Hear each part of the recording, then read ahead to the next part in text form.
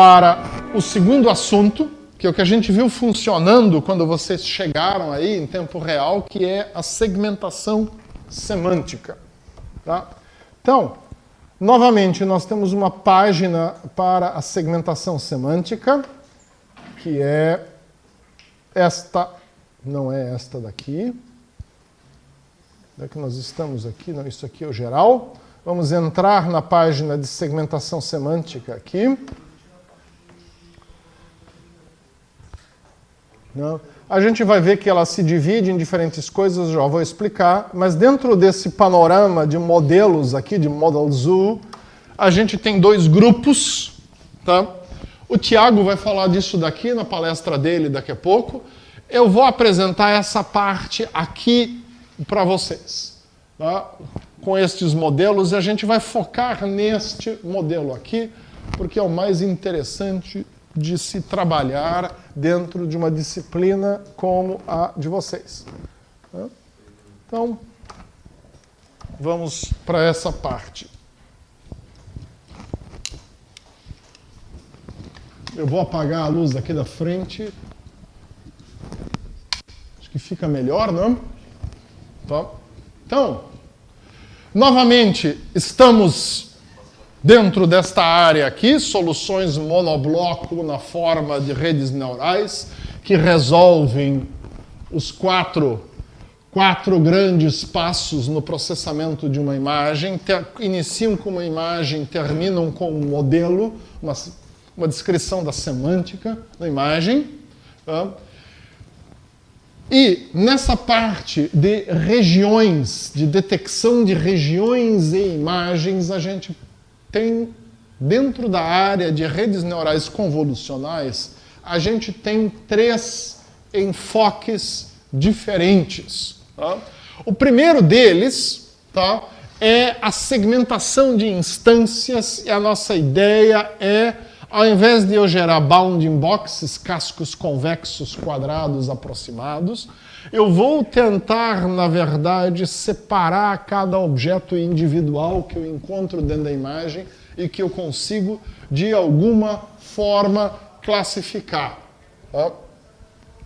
A minha outra opção é a segmentação semântica, que é o assunto que a gente vai tratar, aonde eu, na verdade, classifico os pixels da imagem por classe a qual pertencem. Vocês estão vendo que o resultado é diferente. Aqui, tudo que é pessoa ganhou a mesma cor e a gente não está diferenciando uma pessoa da outra. Tá? E, por último, a gente tem uma coisa bem nova.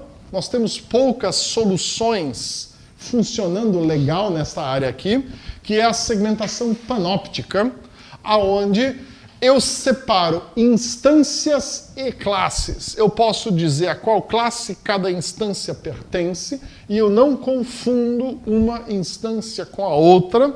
Tá? A ideia da segmentação panóptica é eu poder principalmente trabalhar com oclusão.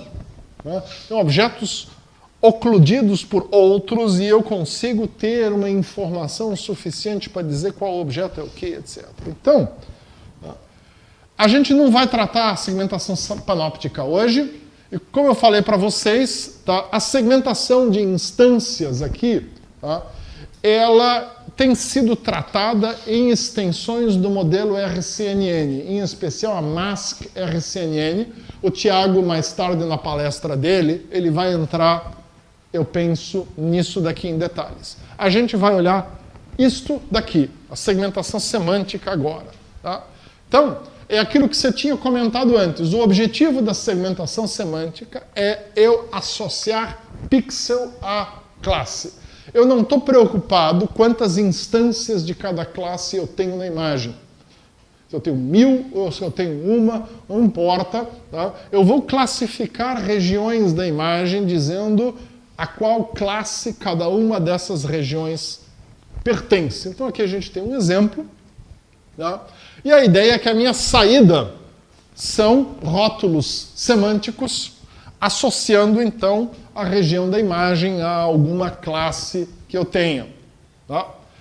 Eu posso interpretar isso também dessa forma, como sendo um conjunto de imagens, cada um deles contendo apenas uma classe. Isso, na verdade, é só uma visão para nós. Na prática, a gente vai produzir uma imagem só com esse aspecto aqui. Muito bem. Então, lá nos primórdios das redes neurais convolucionais, se pensou como é que a gente consegue fazer isso. Para eu rotular um pixel individual, eu tenho que manter a minha resolução da imagem. Senão eu não vou conseguir. Então, tentou-se fazer usando redes neurais convolucionais, aonde sequências de camadas convolucionais não faziam abstração. Você mantinha a resolução original. Você pode imaginar a quantidade de parâmetros que isso gera, o tempo que isso consome, e depois você tem uma camada final aqui, onde você usa softmax para decidir pixel a pixel qual é o meu nível de confiança de que aquele pixel é de uma determinada classe. Significa, inclusive, eu tenho que normalizar cada pixel sobre todas as classes, além de aplicar softmax, que é uma função que tem um custo computacional relativamente alto.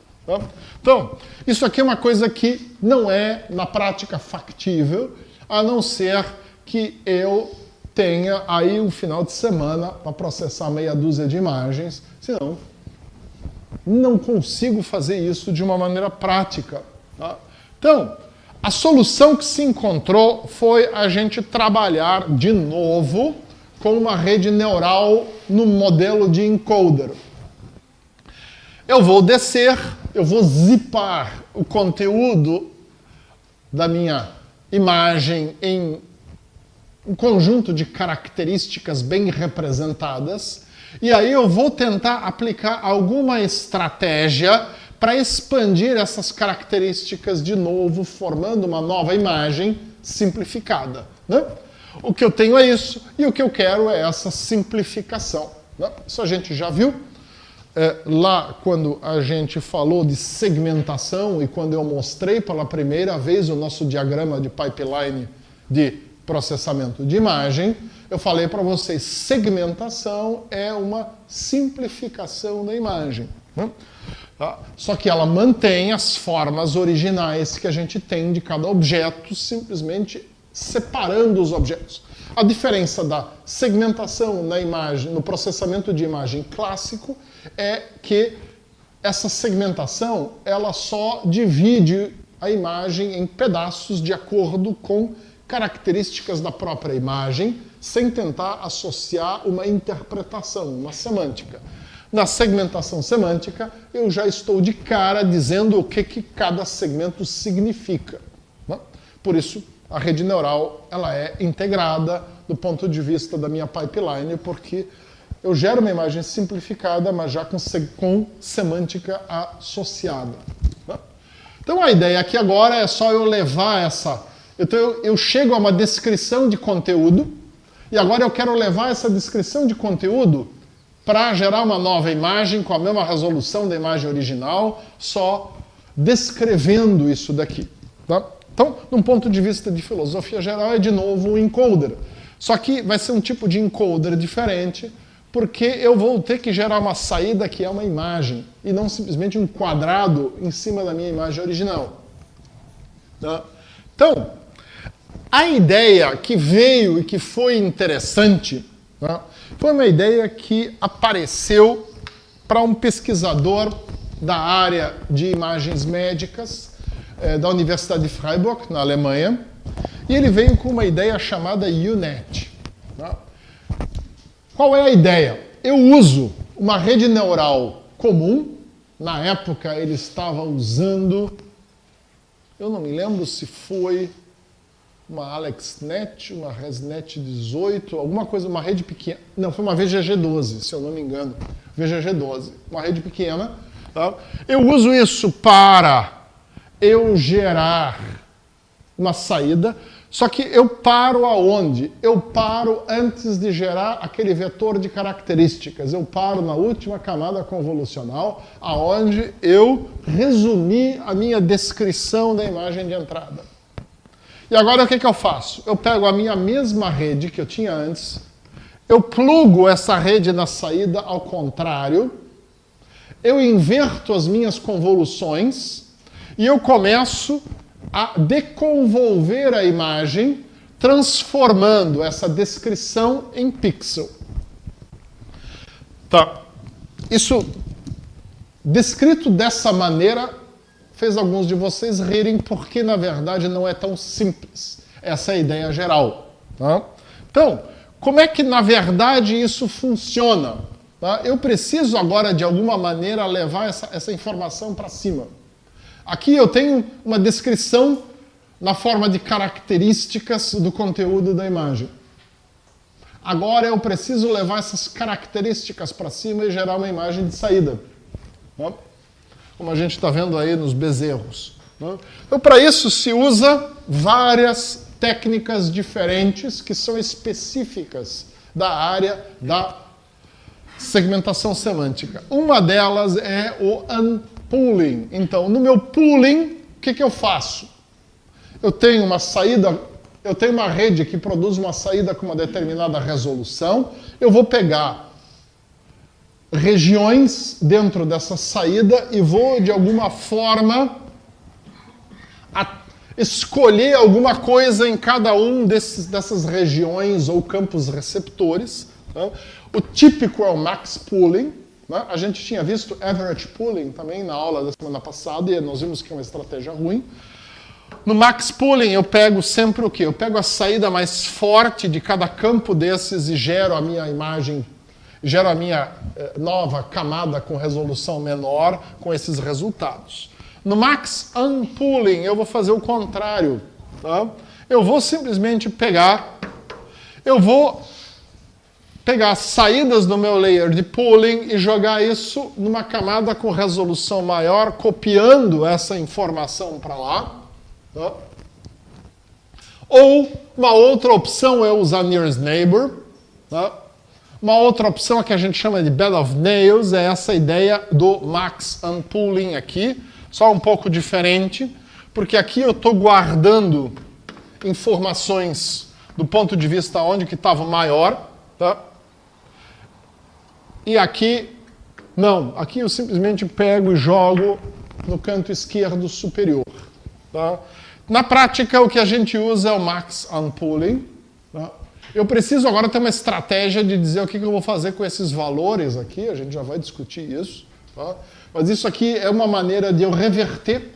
Então, a ideia disso daqui é o seguinte, para cada camada dessa, se isso aqui for uma camada de pooling, eu vou ter uma camada de unpooling aqui. Se isso é uma camada convolucional, eu vou ter uma camada deconvolucional aqui. Tá? Eu vou fazendo o caminho de volta, e o unpooling é o que eu uso para reverter um pooling. Tá? E eu tenho a deconvolução, que é para mim reverter uma convolução. Então, qual é a ideia? Eu pego a mesma matriz que eu treinei, o mesmo filtro que eu treinei lá na convolução, porque ele foi treinado, né? Eu só pego esse filtro e inverto. Essa seria a ideia mais simples. Tá? O meu problema de eu inverter um filtro desses é que eu vou ter áreas de overlapping na hora que eu chego para a resolução superior. O que eu vou fazer com essa área de overlapping? Tem várias soluções possíveis para isso. Uma delas é simplesmente somar. O problema é que esse somatório vai me dar um resultado bem diferente da imagem de entrada. Tá? Não é uma boa ideia. Tá? Aí se inventou uma outra coisa, tá? Que é o seguinte. Eu projetar a minha deconvolução para pixels escolhidos na imagem superior. Tá? Isso tem um nome, deconvolução atroz. Tá? E essa que é a ideia que você usa. Com isso, tá, eu crio grids aqui na minha imagem de resolução mais alta, tá, e eu não vou sobreescrever, não vou somar valores e não vou sobrescrever valores. Tá? E aí eu tenho uma taxa. Tá? Eu posso pegar por exemplo, usa 2, usa 3 e por aí vai, tá? Que vai depender também de quanto que eu aumento a minha resolução à medida que eu vou subindo. Tá? Então, usando essas duas técnicas, o unpooling e a deconvolução atroz, tá? Eu vou pegar e eu vou reverter o meu processo. Tá? Então, esse é o modelo geral da UNet. Tá? A UNet foi o primeiro modelo proposto. Logo em seguida veio um outro modelo que é a SegNet, que não tem grande diferença. Tá? A UNet tem um princípio básico de construção, a SegNet é um pouco mais amarrada. Tá? E, além disso, houve algumas outras propostas mais recentes de redes completamente conectadas, quer dizer, de você trabalhar com aquela ideia de eu não reduzir a resolução, mas eu usar algumas estratégias para reduzir a complexidade de processamento, que são novas e não estão pegando muito. Tá? A UNet, apesar de ela ser um modelo mais antigo, ela tem um princípio de construção. Isso nos permite fazer o seguinte, usar a UNet como arcabouço para eu poder atacar problemas diferentes, dependendo da complexidade do meu problema. Eu posso encaixar uma rede maior ou menor aqui. Tá? Então, isso foi feito de uma forma bem legal pelo pessoal do FastAI, onde eles criaram um arcabouço de UNet. E dentro dessa UNet do FastAI, você pode encaixar a rede que você quiser. Ele vai já preparar a rede, fazer as conexões, fazer a deconvolução, tudo direitinho, dependendo de qual rede que você encaixou ali dentro. Então, ficou uma forma muito prática, mais uma razão porque a gente sugere vocês usarem o FastAI. Eu vou depois mostrar um notebook para vocês que vocês podem trabalhar. Bom, qual é a ideia geral que a gente tem, então, na UNet? Qual é o princípio? Tá? O meu princípio basicamente é este, que eu vou até o meu tensor de características, de fato, eu não paro na última camada convolucional, eu vou até o tensor de características e eu retorno. Tá? Para eu não perder, se eu partisse de imediato do meu tensor de características aqui e fosse começar a subir, eu teria perdido toda a informação espacial. Porque no tensor de características já não tem mais informação espacial. Não? O último momento que eu tenho informação espacial é na minha última camada convolucional aqui da minha rede. Tá? Então, vocês imaginem isso aqui é qualquer rede. Tá? Aqui o exemplo é genérico. Tá? Então, olha a ideia. Tá? Eu vou guardar, depois de cada grupo de camadas convolucionais, eu guardo a minha saída. Tá? E eu vou usar essa saída como uma informação adicional na minha camada, tá? De saída de retorno aqui do outro lado. Então, para esta camada, eu vou aqui criar uma camada especial, que é a minha camada de entrada, tá? Que é a primeira camada de deconvolução, e ela vai fazer o quê? Ela, na verdade, vai fazer a deconvolução dessa saída aqui, que era a minha entrada aqui, tá? Mas ela vai se unir aos dados dessa saída aqui, que é a última camada de convolução desse nível, tá? Aonde eu passo os dados crus direto para cá. Eu somo as duas informações, o que eu deconvolvo aqui, junto com a informação que vem para cá, e essas duas informações eu vou levar para cá. E a mesma coisa eu faço em cada um dos outros níveis. Então, se eu usar uma ResNet 50, aqui tem um monte de coisa. Tá? O Luiz Eduardo, que falou lá, mostrou as coisas de paleontologia na aula passada para vocês, ele usou até a ResNet 101 dentro desse arcabouço. Isso significa, tinha uma ResNet 101 descendo, e a outra ResNet 101 deconvolvendo, subindo, e mais uma montoeira de conexões intermediárias aqui no meio do caminho. Tá? Isso ficou uma rede enorme, e ele, lá no Google Colab, ele conseguia processar isso com um batch size de uma imagem cada vez na hora que ele chegou na resolução mais alta, que foi 1024 por... Não, foi 1000 por 1000, não foi 1000. Não.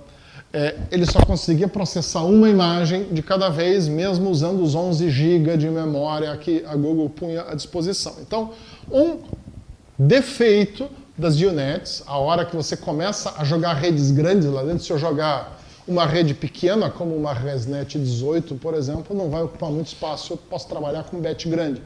Mas a hora que eu começo a jogar ResNet 50 ou ResNet 101, isso aqui vai ocupar muita memória, porque isso ocupa mais do que 2 vezes o tamanho de uma ResNet 50, por exemplo, se eu usar. Porque além da ResNet 50 descendo, da ResNet 50 subindo, eu tenho todas essas camadas adicionais aqui que são geradas na subida e todas essas conexões transversas que são geradas aqui na hora que as duas redes são montadas. Tá? Mas essa estratégia, de todas as estratégias de segmentação semântica, é a que melhor funciona, porque ela é a mais flexível. Né? Com essa ideia genérica que foi criada aqui na UNet, você tem um arcabouço. Né? Alguém inventou uma nova rede neural convolucional que classifica a imagem muito mais rápido, com melhor precisão, etc. Tá?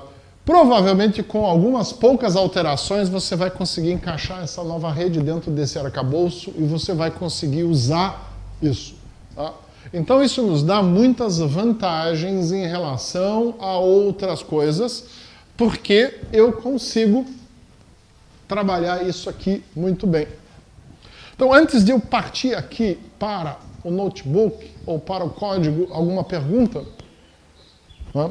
Essa parte aqui, ela é mais curta. Tá? O próximo passo seria a gente olhar exatamente como é que funcionam essas camadas de integração aqui, como é que esses dados são passados. Tá? Eu entendi que isso era bastante complicado para a gente ver em detalhes hoje e resolvi deixar de fora. Tá? Então eu não preparei essa parte. Eu quero mostrar para vocês um pouco do código do Luiz e um pouco da estratégia que foi usada. Alguma pergunta até agora? Muito bem, então vamos lá para as nossas páginas. Então, essa parte, tá, eu decidi que a gente vai usar aqui os nossos tutoriais para nós olharmos. Então, nós temos aqui 2 tutoriais que trabalham, como eu falei antes, com segmentação semântica. Tá? Nesse primeiro tutorial aqui, os 2 tutoriais têm notebooks, Jupyter Notebooks associados, então é fácil você levar isso daqui. Tá?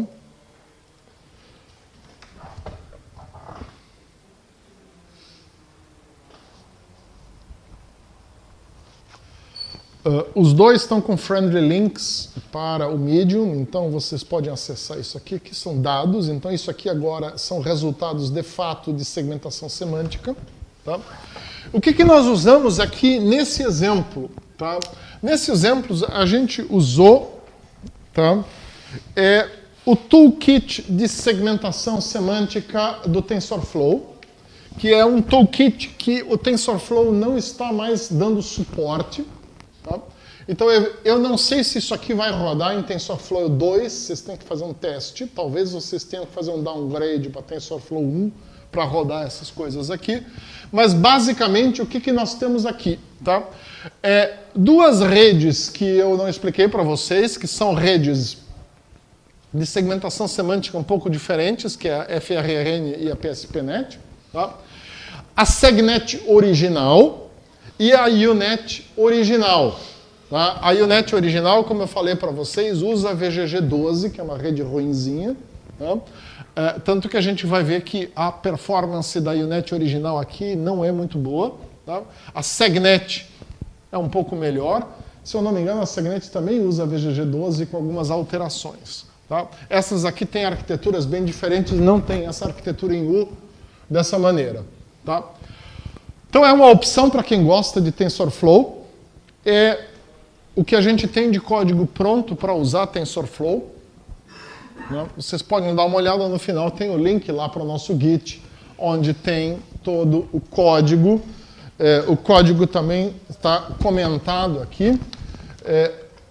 esse toolkit de segmentação semântica do TensorFlow é bem de alto nível, então não tem muita coisa a gente a comentar aqui, tá? Mas cada parte aqui do código do notebook está documentada aqui e depois você pode acessar o notebook no link que tem em algum lugar por aqui, tá? Não sei mais agora onde, daqui a pouco a gente já acha aqui, tá? Esse é o Git com todo o código e o notebook tudo certinho aqui para você poder trabalhar. E se você quiser rodar esse exemplo de novo, aqui a gente tem o dataset para você associar. Então o notebook está tudo aqui. Ele é simples, como eu falei para vocês, tá? Aqui depende agora qual é a rede que você vai usar, você tem que mudar o parâmetro aqui de acordo com a rede. O Deep Lab chama isso aqui, tá? Então, esse é o modelo, o toolkit de segmentação semântica do TensorFlow 1.0. Tá? Muito bem. Mais interessante do que isso,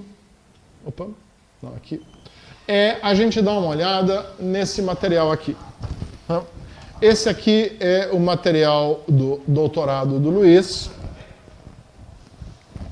E neste material aqui nós usamos FastAI. Tá? Então, novamente, a gente tem aqui tudo documentado. Aqui tem bastante conversa sobre essa questão. O Luiz apresentou isso para vocês na semana passada. Tá? Nós testamos com ResNet 34, 50 e 101. Tá? O 101 não teve um resultado tão bom, é um overkill para esse problema. Tá? Mas aqui nós fazemos duas coisas. Tá? A primeira delas é que nós estamos usando a estratégia sugerida pelo criador do FastAI, do Jeremy Howard, tá? Que é uma sugestão dele para a gente tornar a segmentação semântica mais eficiente, mais rápida e, inclusive, ter resultados de qualidade melhor. Que é o seguinte, tá? Você trabalhar com resoluções crescentes. Então, na nossa microtomografia, nós tínhamos imagens de 1000 por 1000, ou 1024 por 1000, acho que era 1000 por 1000. Tá? A gente não começou nem treinando com imagem de 1000 por 1000, e nem nós nos contentamos em reduzir a resolução desse 1000 por 1000 para alguma coisa menor, tá? Para a gente poder trabalhar de cara com isso. Tá? A sugestão do Jeremy é que você trabalhe com resoluções crescentes e você faça sempre o ciclo. Transfer Learning, Fine Tuning com uma resolução, salva a rede, pega essa rede salva, adapta para uma resolução mais alta, faz um Transfer Learning para dar uma ajustada nessa adaptação, faz um Fine Tuning para de fato treinar a rede com essa resolução mais alta, salva de novo, gera uma nova rede com resolução mais alta baseada nessa rede salva e faz o processo de novo, 3 vezes. Tá? Então foi o que nós fizemos. Nós começamos trabalhando com imagens de 256 por 256. Tá? A gente fez o processo, que é aquele processo que eu coloquei para vocês lá na aula passada. Primeiro, aprendizado por transferência, quer dizer, aqui a gente pegou uma rede treinada em ImageNet, a gente customizou essa rede para 256 por 256, nós a jogamos dentro de um arcabouço de UNet, instanciamos essa UNet e treinamos com imagens 256 por 256. Primeiro uma fase de Transfer Learning e depois uma fase de Fine Tuning. Salvamos a rede como uma nova rede. Aí criamos a nova rede, mudamos a resolução dela para 500 por 500 ou 512 por 512, não me lembro agora. Passamos todo o processo, então a gente criou uma nova UNet. Né? Aquela UNet foi salva, a partir dela foi criada uma nova UNet. De novo, a gente fez algumas épocas de aprendizado por transferência, simplesmente para a gente treinar as camadinhas de saída e as camadinhas de entrada. Tá? E os nossos vetores de características no meio. Aí a gente descongelou a rede toda e nós fizemos o ajuste fino dessa rede com mais algumas épocas de treinamento. Salvamos a rede como segundo modelo. E aí sim nós pegamos as imagens com a resolução original, 1000 por 1000. Mesma coisa, geramos uma nova UNet, treinamos com treinamento por transferência, aprendizado por transferência, e depois treinamos com ajuste fino para gerar a rede final capaz de classificar ou gerar segmentação semântica de imagens 1000 por 1000. Eu falei para vocês, no final essa rede estava treinando com batches de uma imagem. Então, passa uma imagem, retropropaga o erro, ajusta os pesos, pega a próxima imagem. Ficou muito lento esse processo final, tá? Mas ele permitiu justamente a gente ter este nível de qualidade com uma coisa difícil que é fóssil. Tá? Não foi algo tão simples. Então, essa estratégia geral sugerida pelo Jeremy Howard, tá? Ela está refletida em todo o código. A gente usa, inclusive, todas as outras características, taxa de aprendizado diferencial, etc, etc, aqui. Tá? Então, o código do notebook está tudo comentado aqui. Tá? As máscaras, etc. E a gente criou tudo isso. E ciclo número 1, tá? Aonde nós definimos um batch size. Tá? Começamos com 5. A rede é grande. Tá? Mesmo uma rede para 256 por 256 vai tomar espaço. Eu não me lembro qual é a ResNet que a gente está usando aqui. Não estou achando, depois a gente acha. Tá? Ah, tá aqui, na verdade eu crio. Não, eu não crio mais tarde. Onde é que eu estou criando a rede aqui? Tem que dar uma olhadinha depois para achar. Tá?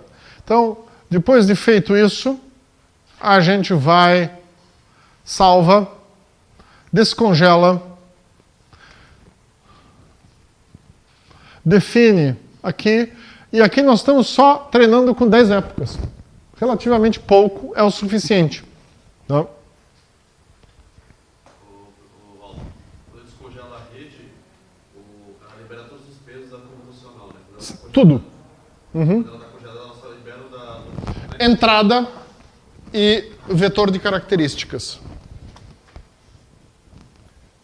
Tá? A gente faz por 512 por 512. Tá?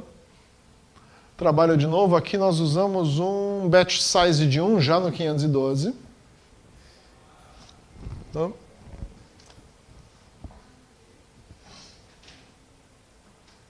Usamos aqui a taxa de aprendizado diferencial agora. Tá? E depois fomos para o ciclo 3. De novo, batch size de 1. Tá? Mesmo processo. Ajuste, primeiro aprendizado por transferência, depois ajuste fino. Sempre salvando a rede no meio do caminho, porque a gente tem que criar uma rede nova a cada momento desses. Se eu ficar criando uma rede nova uma atrás da outra, sem chamar o coletor de lixo, eu vou entupir a GPU com defunto de rede. Isso é uma coisa importante. Você tem que lembrar de detonar a rede anterior, criar uma nova com uma outra resolução e trabalhar em cima dessa. Tá? Então lembrem que a parte de coletor de lixo, onde é que está aqui, o garbage collector, é importante. Tá? Senão, se vocês simplesmente saírem criando a rede nova sem eliminar a antiga, vocês vão estar deixando defunto de rede na GPU, ocupando espaço de memória, e aí daqui a pouco vocês não rodam mais nada. Tá? Isso é uma questão bem importante. Tá? Sempre que vocês matarem a rede velha, chama o coletor de lixo para limpar tudo antes de vocês trabalharem com a nova. Tá?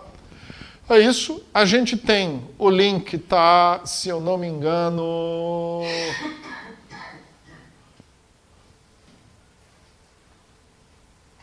aqui mais para o final ou mais em cima, vocês têm que dar uma olhada, mas vocês vão achar o código fácil. Tá? Eu acho que mais em cima a gente colocou o link para o Git disso daqui. Tá? Mas aqui, nesse texto, você tem todo o processo mais documentado do que você tem ele no notebook. A única coisa do notebook é que, na verdade, tá, tudo o que você vai fazer está no notebook, aqui, ó, pronto para usar. Tá? Basicamente, aqui você vai achar o material e o notebook em algum lugar no final aqui.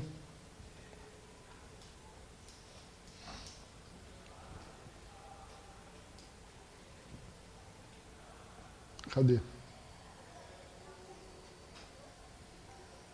Aqui. Ou no GitHub, como você quiser. Tá? Mas basicamente você tem... Tá, eu não sei se... renderizou mais rápido que o GitHub. Parabéns para o GitLab do Códigos UFSC. Tá? Mas aqui você tem tudo, inclusive código para montagem programática do Google Drive e tal. Tá? Ao invés de você usar o botãozinho Google Drive aqui no Google Colab. Tá?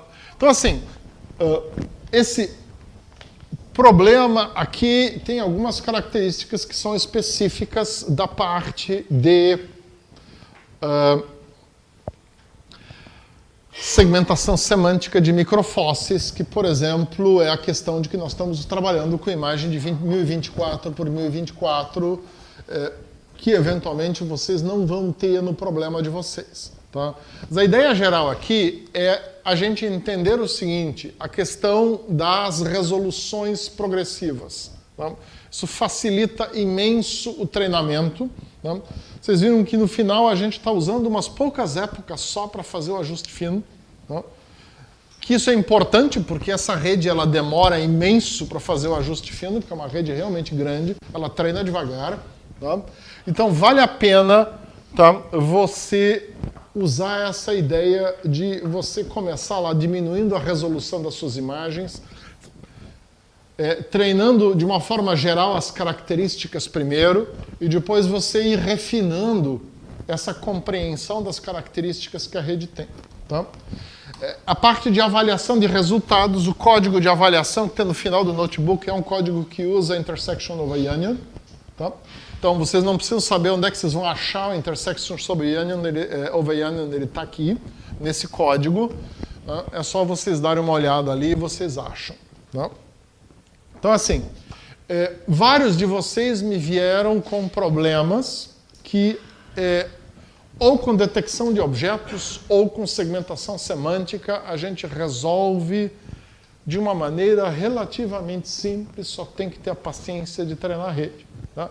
A ideia desses notebooks que eu passei para vocês aqui é que eles tornam fácil esse processo de você fazer todo este treinamento.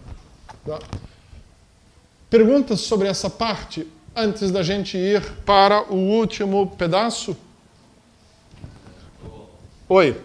Que a diferença dessa segmentação é que, voltando lá do low pooling, ele tem que voltar como uma classe, não como um pixel da imagem. Aonde nesse processo aqui? Na verdade, você volta com uma imagem que tem um número no lugar do pixel. O número é simplesmente o número da sua classe. Na hora do pooling, esse número não é alterado? Não. Tá? Ele não vai inventar um número novo. Não? Por isso a gente não vai usar um average pooling ou coisa parecida, a gente usa max, sempre. Tá? Eu vou sempre colocar lá a classe como a classe que está aparecendo mais forte e tal. Tá? Porque, na verdade, assim, eu treino, essa aqui é a questão importante. Tá? Como é que eu vou fazer isso? Tá? Eu não vou gerar uma imagem artificial que tem qualquer cara. Tá? Eu vou treinar com imagens que eu mesmo gerei. Então, os meus ground truths têm a cara disso daqui. Tá? E isso aqui são o quê? São imagens em formato PNG ou coisa parecida, mapeada um número 1 para uma classe, 2 para outra classe, etc. Isso aqui é um padrão, chama Pascal VOC. Tá? É um padrão que a gente usa para você fazer anotação de imagem. Tá? Então, é isso que você vai fornecer como resultado esperado e o seu erro é calculado em cima da imagem anotada. Tá? Então, a rede vai o quê? Ela vai tender, aqui tinha um 1, vermelho é 1 para mim, ela vai querer botar um 1 ali, porque se não botar um 1 ela tem um erro. Né? Então, você está treinando, na verdade, a rede reproduzir uma imagem anotada. Né? Aqui a gente vê uma situação inicial onde a rede estava, essa parte aqui não é completamente preta, tá? Onde a rede estava reproduzindo aqui, classificando isso como rocha. Né? Tá? Então depois a gente treinou para ficar bem direitinho. Né? Tá? Mas as imagens anotadas que você vai usar tem essa cara. Tem um notebook no FastAI, eu não me lembro qual é, mas é um notebook sobre classificação de vídeo, aonde o Jeremy fala bastante sobre o Pascal Vock, como é que fica isso. Tá? Então, a minha ideia agora é mostrar para vocês umas ferramentas de anotação que vão gerar imagens já dentro desse padrão, que você pode usar diretamente para você fazer o treinamento depois. Tá? A nossa ideia é a gente justamente simplificar isso dessa maneira. Tá? Perguntas? Tá. Então, nós vamos aqui agora para o último pedaço, que é a parte de ferramentas de anotação. Agora deixa eu ver onde é que estava isso. Se eu não me engano, é o último? Não, aqui. Tá? Então, isso está com esse nome lá, ensinando a rede. E qual é a questão? Justamente quando a gente trabalha, tá, com anotação de imagem, tá, nós vamos ter várias situações diferentes. Então, quando eu quero treinar detecção de objetos, eu preciso gerar bounding boxes. Tá? Porque a minha ideia é o que é? Marcar retângulos na imagem. Estamos terminando, Tiago. Para eu poder determinar subimagens dentro dos meus objetos de interesse. YOLO, por exemplo, você vai trabalhar com bounding boxes. Tá? Um outro tipo de anotação que eu posso querer são polígonos, aonde eu vou fazer uma delimitação grosseira dos pixels do objeto, por exemplo, para máscara. Vai se falar de máscara hoje? Não. Por cima. Não? Tá?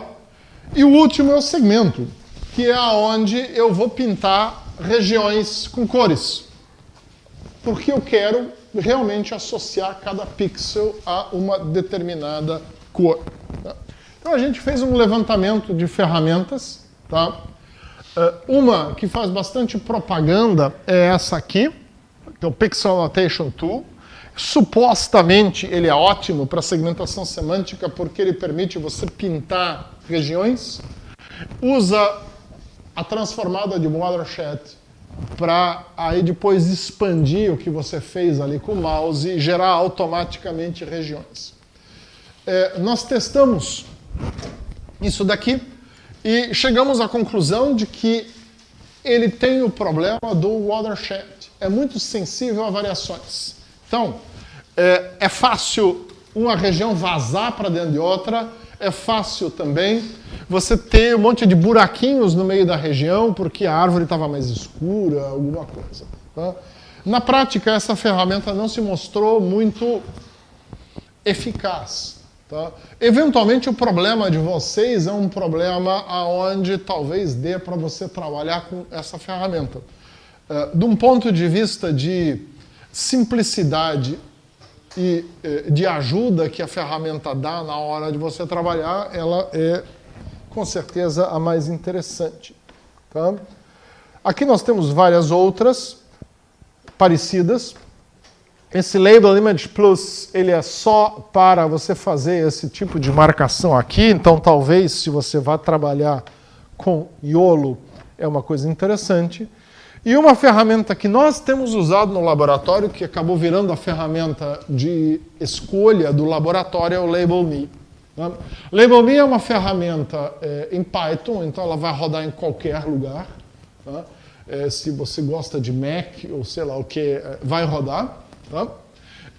O Label Me tem uma vantagem, ele serve para você marcar regiões assim, que você pode usar como máscara, você pode usar para marcar pixel, né?